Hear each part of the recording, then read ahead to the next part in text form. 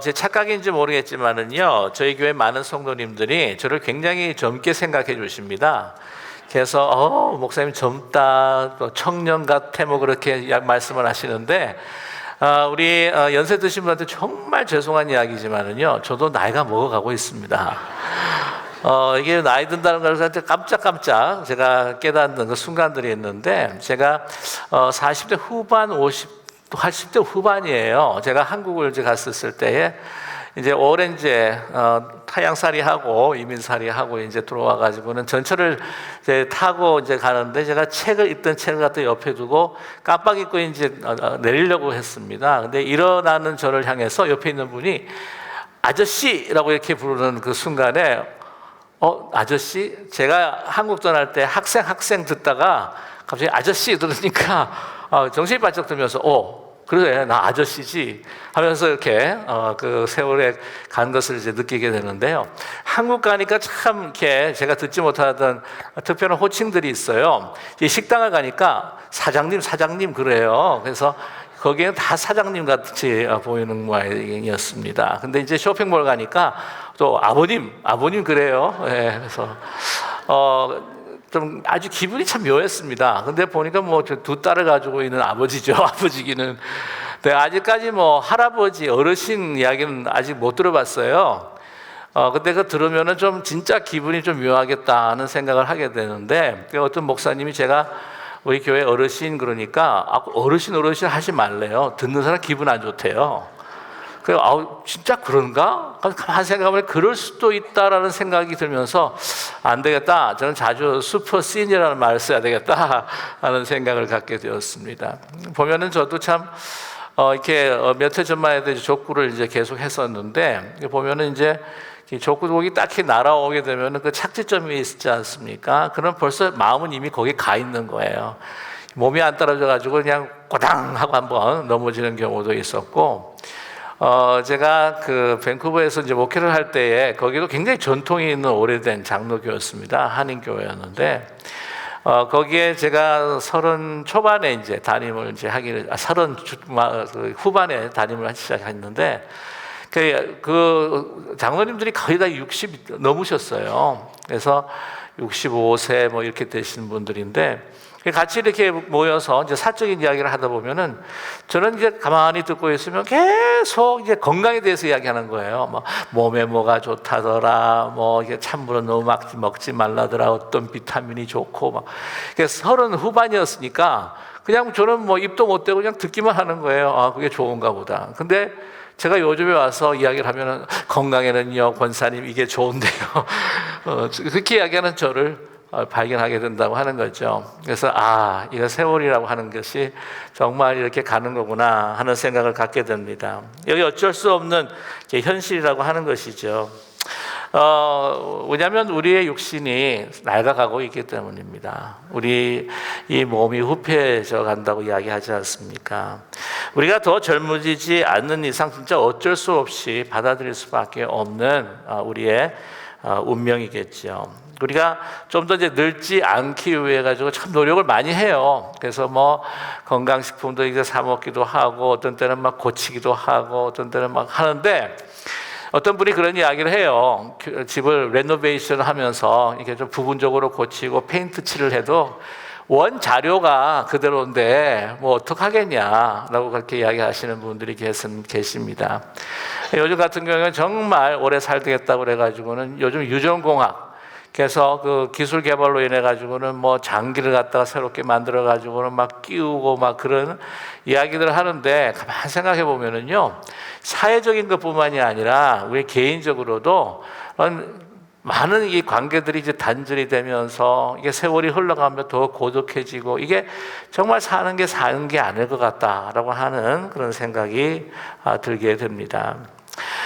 이렇게 어쩔 수 없이 낡아져가는 우리 이 모습, 그 이유는 여러분 다름 아니라 바로 우리 범죄한 우리 인간, 질그릇으로 만들어졌기 때문에 세월이 지나게 되면 마모가 되고 또한 닳고 깨어질 수밖에 없다고 하는 사실이죠.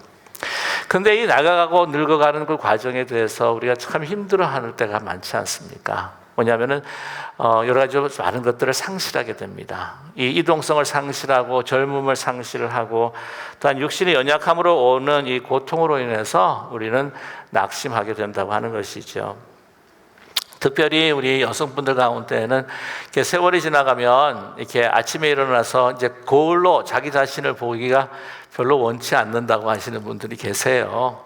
그래서 자꾸 나이 드시는 가운데 사진 찍자 그렇게 이야기하지 말라고 그렇게 이야기하시는 분이 계시는데 뭐 그런 이야기를 하세요. 아니 왜 같이 사진을 찍어? 내가 왜 자기 배경이 되어줘야 해? 뭐 그러면서 이야기를 하는데 저도요 요즘에 그 상황과 어떤 그 장소가 좀 적합하면 저도 항상 왜 자꾸 선글라스를 끼고 제가 사진을 찍는지는 모르겠는데 저도 그런 현상을 경험하고 있습니다. 우리가 이 육신이 낡아가는 거 참 서글플 때가 너무나 많지 않아요? 기가 막히고 사실 생각하면 숨 막힐 때가 많습니다. 내가 정말 건강하게 장수를 해야지 그냥 오래 산다고 그게 다가 아니지 않느냐라고 하시는 우리 슈퍼 시니어들의 말씀들을 많이 듣게 됩니다. 뭐냐면은 이제 거동이 느려지고 연약해져서 잘못하면 이제 넘어지면 다치고 다쳐가지고 이제 뼈가 부러지게 되면은 그 이후에 올 여러 가지 불편한 것뿐만 아니라 고통과 정말 이 고독들 그것을 생각하게 되면 늘 마음이 무거워질 수밖에 없다고 하는 거죠. 몸을 의지할 수밖에 없어서 나중에는 이제 자기가 누렸던 공간들을 이제는 내려놓고 또한 양동원 같은데 자신의 몸을 의지해야 하는 그런 분들의 이야기를 들으면서 참 저도 많이 서글프겠다, 힘드시겠다 하는 생각들을 갖게 됩니다. 이게 육신이 낡아지면서 우리에게 오는 어떤 인간이 가지고 있는 그 독립적인 남에게 도움을 받지 않고 내 스스로 모든 것을 해나갈 수 있는 그 독립성의 제한을 받고 그것이 이제 빼앗기게 될 때에 정말 얼마나 힘드실까 하는 생각을 갖게 됩니다. 여러분 그런 거 생각되면 사실은 낙심되지 않아요? 그러나 오늘 본문의 말씀에 바울은 우리에게 선포하고 있습니다. 낙심하지 말아라. 낙심하지 말아라. 말씀하고 있습니다. 우리가 낙심하지 않아야 할 이유 그것이 무엇인가 우리에게 분명히 말씀해 주고 계신데요. 오늘 16절의 말씀입니다. 그러므로 우리가 낙심하지 아니하노니 우리의 겉사람은 낡아지나 우리의 속사람은 날로 새로워지도다. 여러분 믿으십니까? 아멘. 그렇습니다. 여러분 우리가요 겉사람 육체만 계속해서 우리가 주목해 가면은요 정말 이건 세월이 지나가서 낡아질 수밖에 없는 것, 무너질 수밖에 없는 것이기 때문에 속상하고 막 이게 낙심이 될 수밖에 없습니다. 그러니까 우리가 주목해야 될 것이 무엇인가? 오늘 본문 말씀도 어떻게 해요? 우리가 사라질 보이는 것을 주목하는 것이 아니라 뭘 주목해야 돼요? 사라지지 않을 영원한 것을 우리가 주목하는도다라고 바울은 우리에게 말씀하고 있지 않습니까? 우리 물질 세계 그것만을 보게 되면은요 정말 나중에는 하나씩 잃어버리면서 우리는 빈손으로 갈 수밖에 없는 인생이라고 하는 것입니다. 그러나 우리가 잊지 말아야 될 것은 이렇게 깨어지기 쉬운 마모가 되고 없어질 우리의 질그 같은 그 몸 안에 우리는 영원한 소중한 것을 담고 있다고 하는 것을 바울은 우리에게 말씀하고 있습니다. 그 구절은 오늘 읽었던 그 본문 말씀 그 전에 먼저 선포하고 계세요. 고린도후서 4장 7절에 바울은 말씀합니다. 우리가 이 보배를 질그릇에 가졌으니 이는 심히 큰 능력은 하나님께 있고 우리에게 있지 아니함을 알게 하려 함이라 라고 이렇게 말씀합니다. 자, 그런데 그 질그릇 안에 있는 그 보배가 무엇인가? 바울은 다시 한번 4장 6절에서 설명하고 있습니다. 어두운 데에 빛이 빛이라 말씀하셨던 그 하나님께서 예수 그리스도의 얼굴에 있는 하나님의 영광을 아는 빛을 우리의 마음에 비추셨느니라. 그 영원한 보배가 무엇인가요? 바로 예수님의 빛입니다. 정말 하나님의 그 영광, 그 예수 그리스도의 얼굴에 비치는 그 빛, 그 생명의 빛, 은혜와 진리가 충만한 빛이 어디에 있다고요? 우리 낡아지는 질그릇 안에 영원한 보배로 우리 가운데 있다. 여러분 믿으시나요? 그 빛, 그것이 무엇입니까? 우리 영원한 생명의 빛이지요. 우리의 영원한 기쁨과 소망의 빛이 아니겠습니까? 예수 그리스도의 빛이 바로 우리 가운데에 계시다. 라고 하는 것을 우리는 주목해야 할 것입니다.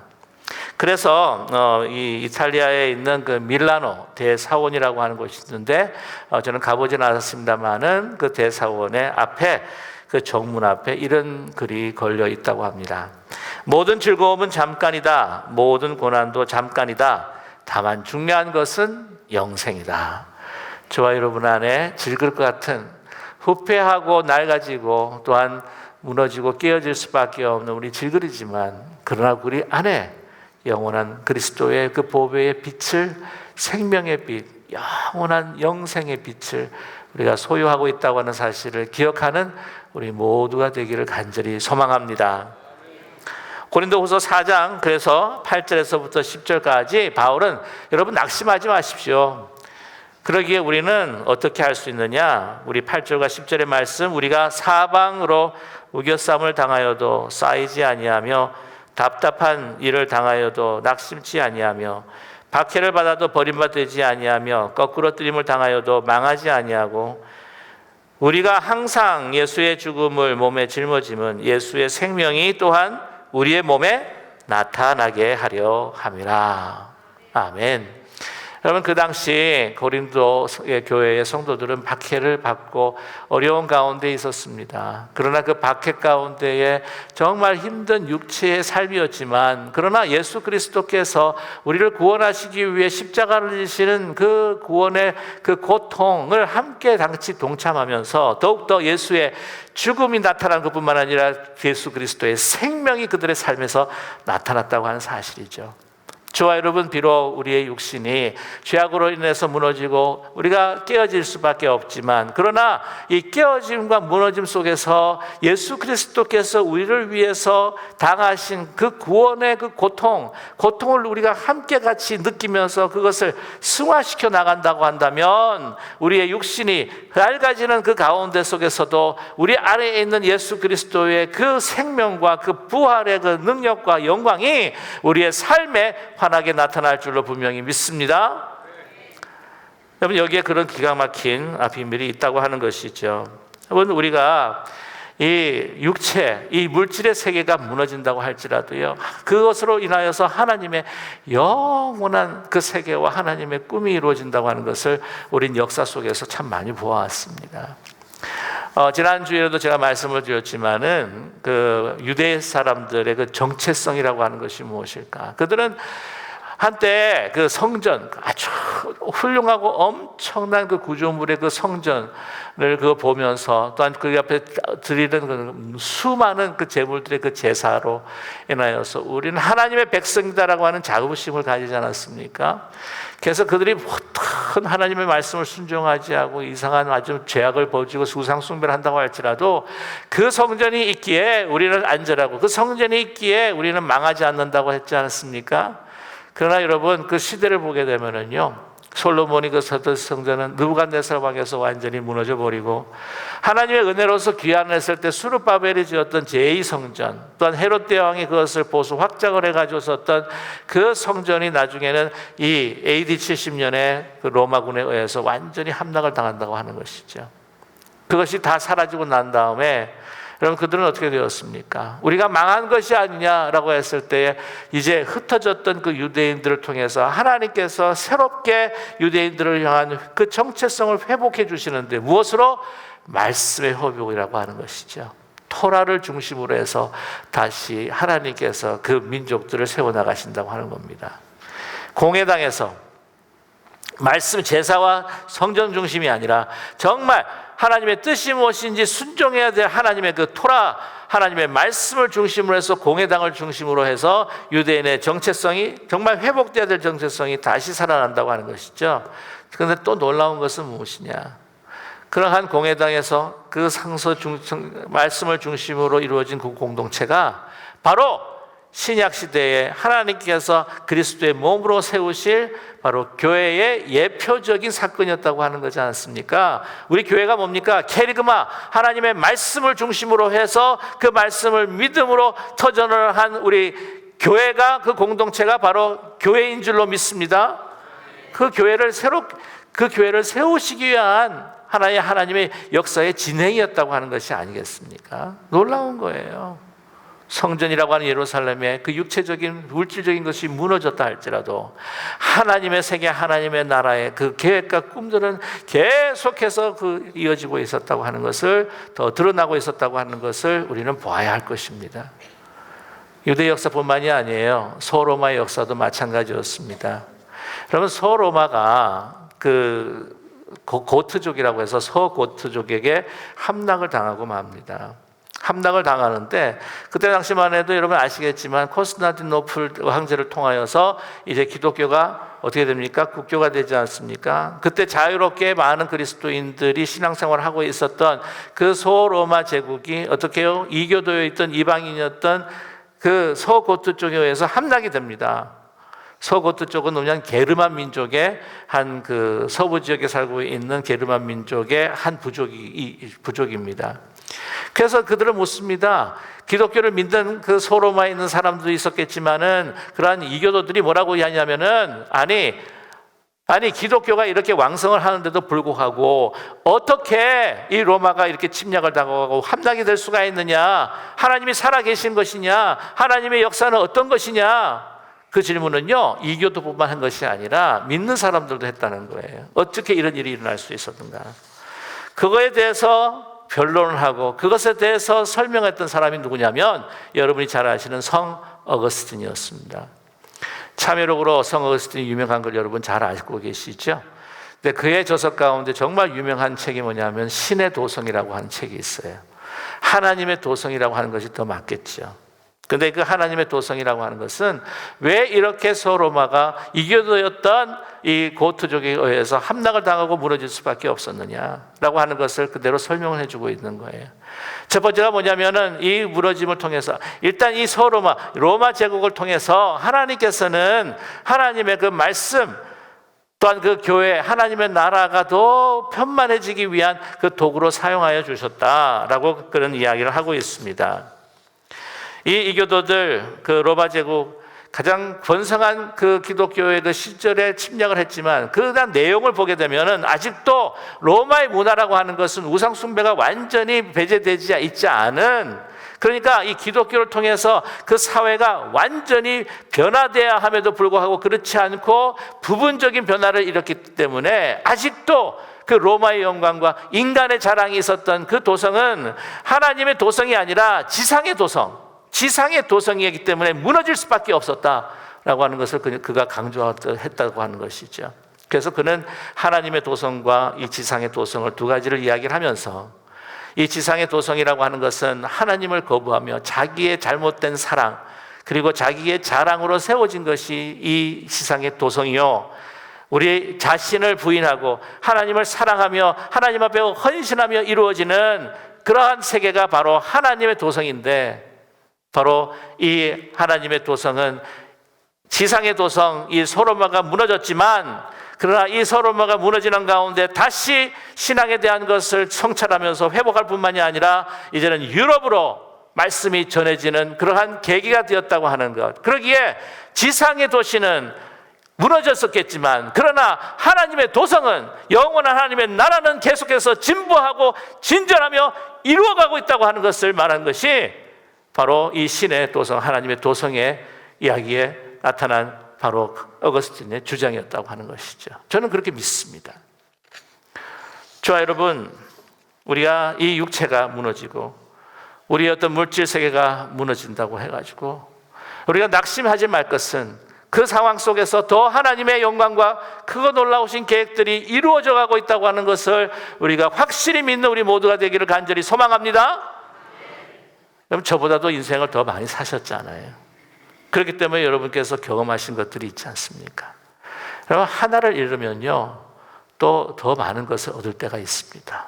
그렇지 않습니까? 잃었다고 해서 다 잃은 것이 아니에요. 여러분, 잃어버리면 얻는 것이 있습니다. 여러분, 때로 우리가 재산을 잃어버려요. 재산을 잃어버리지만 우리 믿음을 얻고 또 건강을 또 회복할 때가 있습니다. 저 여러분, 한국에서 이민을 오셔서 여기에서 교회 생활 하시면서 주님을 영접하고 믿게 되신 분도 참 많지 않아요? 저는 그렇게 저는 생각을 하는데, 한국에서의 갖고 있었던 그 어떤 그 안전함과 그 터전, 그래서 이 새로운 미래의 이 땅에 오긴 했지만 모든 것이 불확실했을 때에 그 불확실한 그 마음을 가지고, 그 외로움을 가지고 누구를 찾으셨습니까? 교회를 찾고 나중에 하나님을 만나게 된 줄로 분명히 믿습니다. 저도 이제 이민 생활하면서 왜 힘든 것이 없겠습니까? 교회 생활하면서 그런데요, 찬송을 부르는데 옛날엔 그냥 건성으로 불렀던 것 같아요, 제가 보면. 근데 이민을 와서 딱 왔는데 이게 마음이 갈급해서 그런지 찬송 부르는 한 구절 한 구절에 눈물이 나는 거예요. 이런 거구나 하는 생각을 갖게 되었습니다. 결국에는 이 이민의 삶을 통해서 제가 정말 주님을 영접하는 놀라운 일들이 일어난 것이죠. 여러분, 뭔가 하나를 잃어버리면 얻게 되는 것이 있습니다. 건강을 잃어버렸다고 할지라도 우리는 지혜를 얻을 때가 있고요. 또한 우리가 물질을 잃어버린다고 할지라도 사랑과 화목을 얻을 때가 있다고 하는 것입니다. 제가 이제 중고등부 전도사에서 사역을 할 때에 우리 많은 아이들 만나고 또 상담을 하는데, 우리 이제 어머님이 이제 여집사님으로 이제 오시면서 이제 아이하고 같이 이렇게 예배를 드리는데, 우리 중고등부 와서 아이는 이제 예배를 드리는데 소식을 들은 거예요. 그 집이 굉장히 좀 잘 부유하게 살았습니다. 그 아버님이 이제 성공도 하고 사업에. 그런데 아버님은 잘 나오질 않았어요. 하도 사업에 바빠가지고. 그런데 이제 이 사업이 이제 무너지고 망했다는 이야기를 들었어요. 얼마나 이 아이가 마음이 힘들까 하는 생각을 갖게 되었습니다. 그래서 이제 위로하기 위해서, 괜찮냐? 아버지 소식 들었다. 너희 집안 소식을 내가 들었는데 힘들지 않니? 저한테 그런 이야기를 해요. 전도사님, 뭐 이렇게 좀 물질이 없어서 좀 불편한 건 있어도요, 참 좋은 것은요, 제가요 제 아버지를 찾았습니다. 그러는 거예요. 지금 너무 좋아요. 뭐야 했더니 이제 성공을 하다 보니까 이 아버지가 막 자기 아들이요 막 너무 부족해 보이는 거예요. 그래서 막 뭐라 하기도 하고, 너 그렇게 해가지고 어떻게 살래? 그렇게 살면 깡통 차는데 네 아버지를 봐라. 뭐면서 자수성가하신 분들이 좀 그런 면이 없진 않잖아요. 그러다가 이제 그게 확 꺾이면서 한마디로 말하면 겸손해진 거예요. 겸손해지면서 이제 아들한테도 건네고, 아들 힘들지 않냐 이야기도 건네고, 전도사님 저는요 아버지를 찾았어요. 그런 이야기를 했던 적이 있습니다. 근데 참 감사한 것은요, 그렇게 육체가 무너졌을 때에 그걸 통하여서 내가 얻고자 하는 것이 무엇인지를 또 주목하게 됐을 때에 그게 계기가 되어서 더 많은 것을 얻지 않습니까? 근데 그러지 않은 사람이 있어요. 고난을 당하는데 그 마음마저도 하나님께서 주시고자 하는 것도 다 잊어버리는 사람이 있습니다. 육신이 후퇴해가면서 막 짜증 나는데 그것만 바라보면은요, 정말 이렇게 나이 들어가시면서 고약하게 나이 들어가시는 분들이 계세요. 섭섭하다 그러고 막 모든 일 막 짜증 내고 고난이 왔을 때 모든 걸 잃어버렸을 때에 그걸 통해서 내가 더 얻어야 할 것이 무엇이냐 하는 보이지 않는 것을 우리가 주목했을 때에 우리가 성숙해 나가고 더 많은 것을 얻게 되지 않겠습니까? 고난을 당해도 두 가지 길입니다. 사람이 더 고약해질 수 있어요. 또 한 가지는 사람이 더 gracious하게 변할 수가 있어요.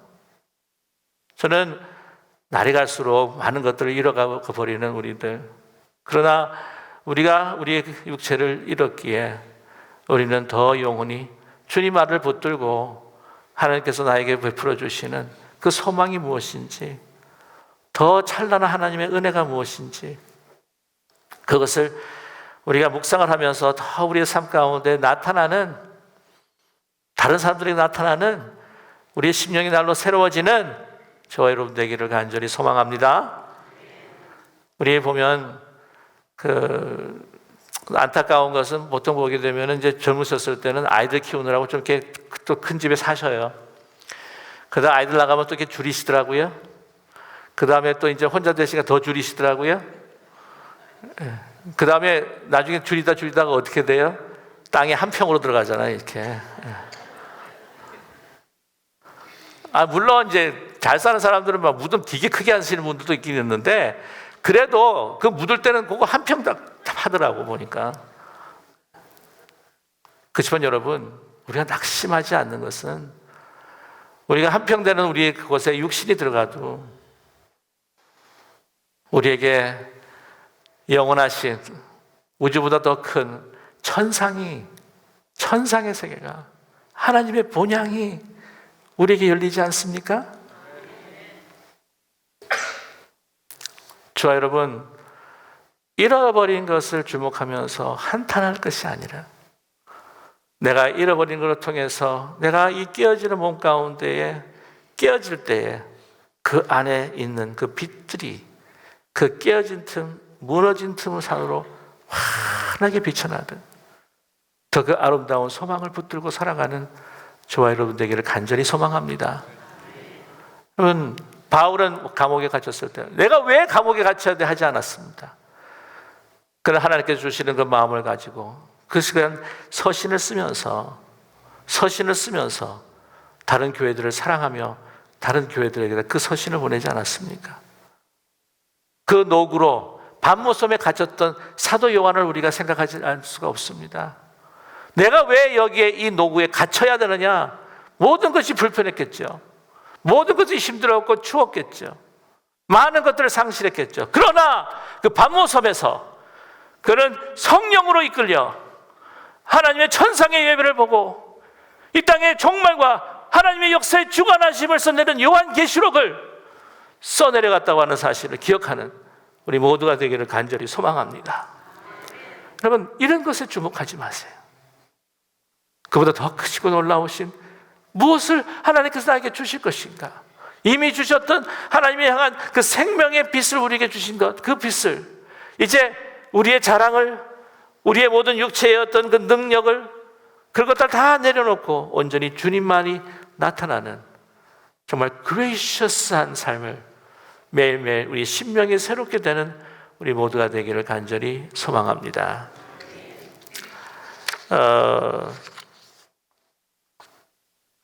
우리 그 시애틀에 있는 그 분 가운데에서 참 어려움을 당하신 어떤 한 박사님이 계셨습니다. 프랭크 루프라고 하시는 박사님인데 13년간 뭐를 앓으셨냐면은 이 관절염을 앓으셨어요. 이 몸마디에 이 무릎, 이 팔 이런 데 막 관절염이 오셔가지고는 제대로 걷지를 못하시는 거죠. 13년 동안 병상에 누워 있으면서 계셨습니다. 그때 조용히 하나님의 음성이 들렸던 거죠. 어떤 때에도 어떤 일을 다 할 수 있단다. 조용히 음성을 들으면서 순종하기로 했습니다. 무엇을 할 수 있을까? 내가 누워 있으면서 무엇을 할 수 있을까? 그냥 손가락에 관절염이 없어졌던 것 같아요. 그래서 그때 그 주위에 있는 사람들한테 또 이야기하고 공동체 이야기를 해서 힘들고 어려운 분들 주소를 받아가지고는 자기가 할 수 있는 것, 그 위로의 편지, 격려의 편지, 힘을 내라고 하는 편지들을 하나하나 써내려가면서 1년에 14,000통이라고 하는 편지들을 보내면서 그들을 도우고 그들을 살리고 또 그들에게 하나님의 위로를 전하면서 하나님의 사명을 다하셨던 분이 계십니다. 여러분, 우리가 잃어버린 것도 있지만 그러나 내가 하나님께서 그 잃어버린 것을 통해서 나에게 주시고자 하는 것이 무엇일까? 사명이 무엇일까? 우리 어르신들, 제가 할 수 있는 게 없어요, 목사님. 그냥 기도할 뿐이에요. 기도가 최고잖아요. 잘 움직이지 못해서 앉아 계신다고 할지라도 그러나 끊임없이 하나님 나라를 위해서 가정과 자기 자녀손들을 위해서 또 특별히 교회를 위해서 계속해서 마음에 두고 기도하시는 그런 귀하신 분들이 또 우리 교회에 참 많다는 것이 얼마나 큰 복인지 모릅니다. 여러분, 잃었다고 슬퍼하지 마시고 낙심하지 마시고 하나님께서 무엇을 더 우리에게 주실 것인가, 우리에게 무엇을 더 큰 것을 주셨는가, 그것으로 우리가 늘 새로운 소망, 새로운 힘과 새로운 용기를 가지고 주님 앞에 찬양하며 살아가시는 오늘 2020년도가 되시기를, 저와 여러분의 한평생이 되시기를 주님의 이름으로 간절히 축원합니다. 기도하겠습니다. 사랑의 하나님 아버지, 우리의 소망이 사라질 때 하나님의 소망이 드러나는 것을 우리는 잘 알고 있습니다. 우리의 육신이 무너질 때 하나님의 영광이 드러나는 줄 저희들 믿습니다. 저희들 잃어버린 것에 주목해서 낙심하거나 우리의 마음에 한탄과 소름이 잠겨 살아가는 저희들 되지 않게 하여 주시옵시고, 날이 갈수록 주님, 우리가 육신이 후패해지고 낡아진다 할지라도 하나님께서 주시는 그 귀하신 우리에게 주신 그 영혼의 빛, 생명의 빛, 예수 그리스도의 빛을 우리가 우리의 마음을 담아서 우리의 심령이 새로워지고 우리의 속사람이 더욱더 강건해질 때 우리는 어느 순간 잃어버렸던 건강도 회복하게 될 줄도 어찌 알겠습니까? 주님, 우리 더욱더 큰 하나님의 세계를 꿈꾸며 살아가는 우리 슈퍼 시니어, 우리 성도님들, 그리고 우리 모든 사람들 될 수 있도록 주님 축복하여 주시옵소서. 예수 그리스도의 이름으로 감사드리며 간절히 기도드립니다. 아멘.